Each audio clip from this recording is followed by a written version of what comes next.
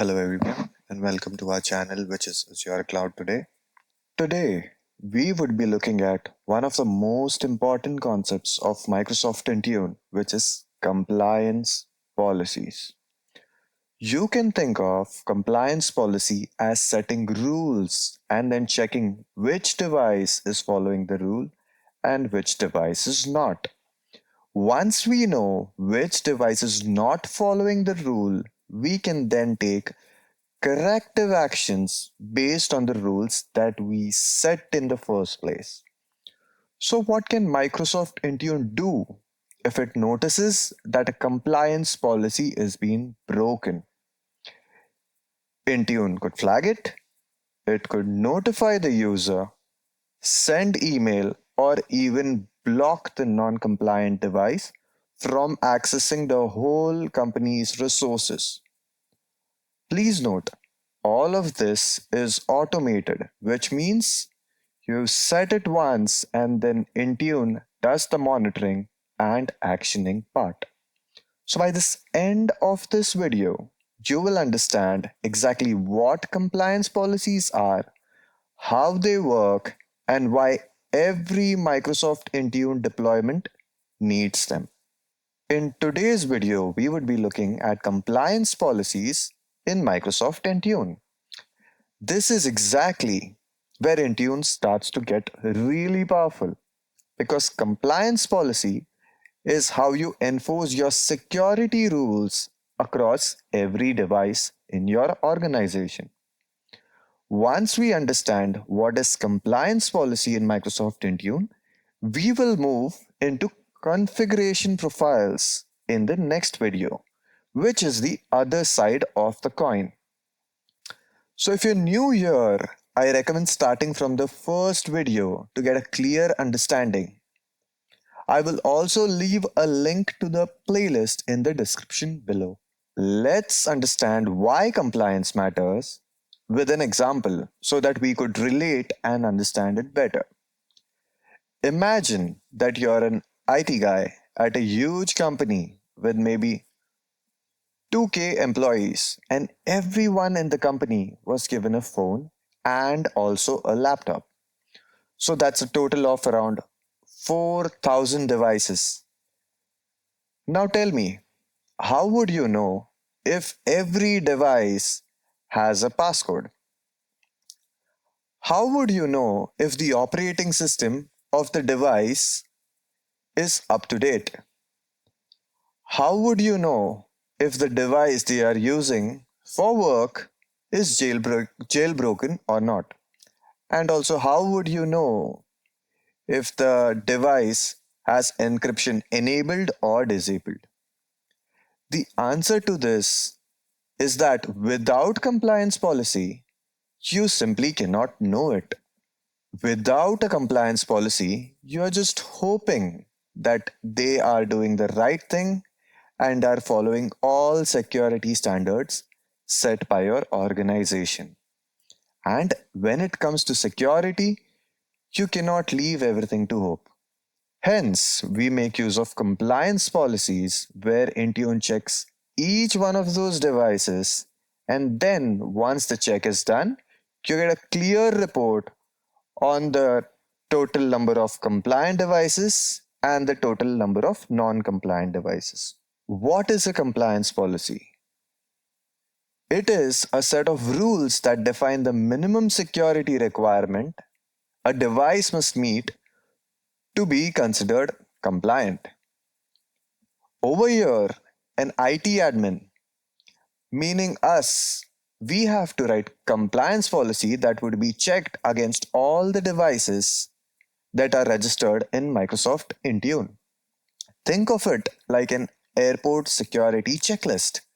Before you board the flight, security checks your ID, scans your bag, makes sure you are not carrying anything prohibited. If you pass every check, you are compliant and then you can board the flight. Even if you fail one of the checks, you cannot board the flight. Intune compliance policy work the same way. You define the checks like Does the device have a passcode? Is encryption enabled? Is your OS up to date? And then once the compliance policy are defined, it is then assigned to those devices. Then Intune evaluates every enrolled device against those checks. Each device then either gets a status as compliant or non-compliant. Very simple concept, but very powerful results. Let's now do a walkthrough of how compliance policy works end to end. Imagine you are an IT admin and you create a compliance policy for all iOS device from the Intune Admin Center. Once the policy is created, you assign the policy to a group. Now, this group could contain devices or can contain users inside them. Let's say we are targeting device groups here. Intune then evaluates each device in that group against your rules. This happens roughly every 8 hours automatically for older devices, and for new device or for the first time enrolls, it's instant. Each device then gets a compliance status where green is compliant, red on the other hand is not non-compliant. Now, what to do with the non-compliant devices? This is where Intune will take actions for non-compliant devices. This is exactly where things start to get interesting. I have grouped some common compliance settings in categories so that it's easier for us to remember. Device security. Think of this as your first line of defense, where your device could require a passcode. Device health. This is where a jailbroken or rooted device is simply not allowed to access any company resources. Encryption. Every device would require their encryption to be turned on. This could be one of the rules. On Windows, this means BitLocker must be enabled. System security. This is really a Windows specific zone where things like firewall, antivirus, real time protection, and so on must be enabled. Please note, not every compliance setting is present on every platform, where iOS, Android, and Windows have their own compliance settings. We will see platform specific examples when we start building actual compliance policies in the hands on videos later in the series. Action for non compliance. This is one of my favorite parts of compliance policies. When a device fails a compliance check, Intune does not just flag it and move on. You can configure a sequence of actions that would happen based on the timeline that you or your organization define. Example of how you can set this up could be as follows. On day 0, the moment the device is found non-compliant, it is marked in red as non-compliant. On the first day, you could send users of the non-compliant device an email stating that their device is not compliant and they can reach out to the local IT for assistance if required. On day 3, you can send a push notification through the company portal app to inform them that their device is not compliant. On day 7, if still non-compliant, then you can retire the device, meaning Microsoft Intune would remove all the company data and access from the device, leaving only personal data intact. The best part about this is that it's automated. It gives users with non compliant devices time to fix the issue themselves and it also protects your organization at the same time. Compliance plus conditional access. So, compliance policy checks if devices are following the defined rules or not, and then takes the actions defined in the previous slide. The part where it gets powerful is when it joins hands with conditional access policy. Please note, we will do a deep dive on conditional access in the later video, but here is the core idea.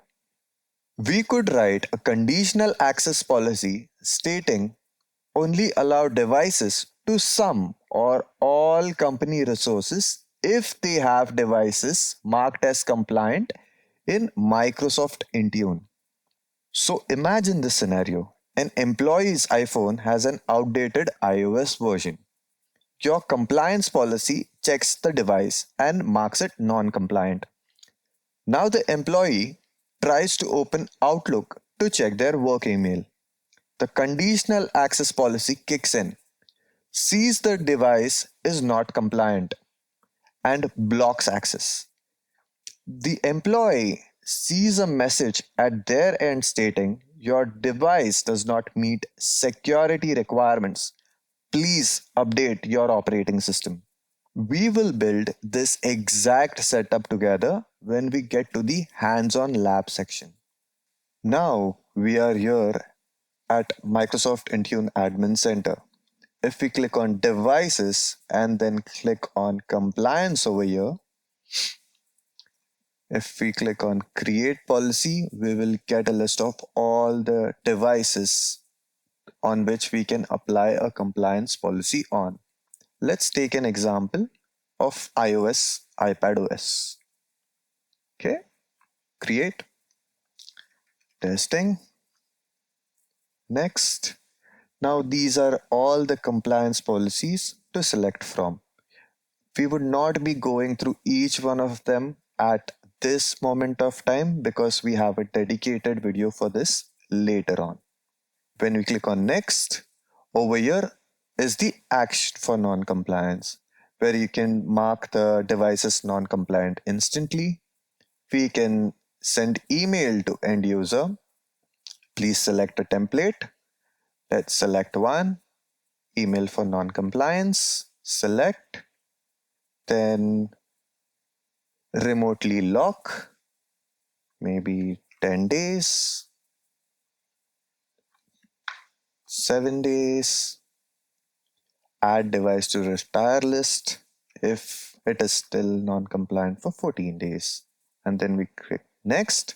We assign it to either all devices, all users, or we add it to specific set of devices or specific set of users by adding groups. And then we just review and create. Now the next tab that I just wanted to roughly show is the notification one. This is where you set up the email templates. Over here, I have created one already. However, if we want, we can create a new one by clicking over here. Don't worry if this does not fully make sense, as we will anyways build real policies from scratch in the upcoming videos. For now, just know where this is configured from. Today we covered what is a compliance policy, how they work. We got a rough idea of what settings you can enforce, what happens when a device is non-compliant, and how compliance policy can work with conditional access policy. I would like to thank all of you for your attention. If you found this video helpful, please like and subscribe to the channel. If you have any questions or suggestions, feel free to leave a comment and I'll get back to you at my earliest. Thank you and have a wonderful day. Bye-bye.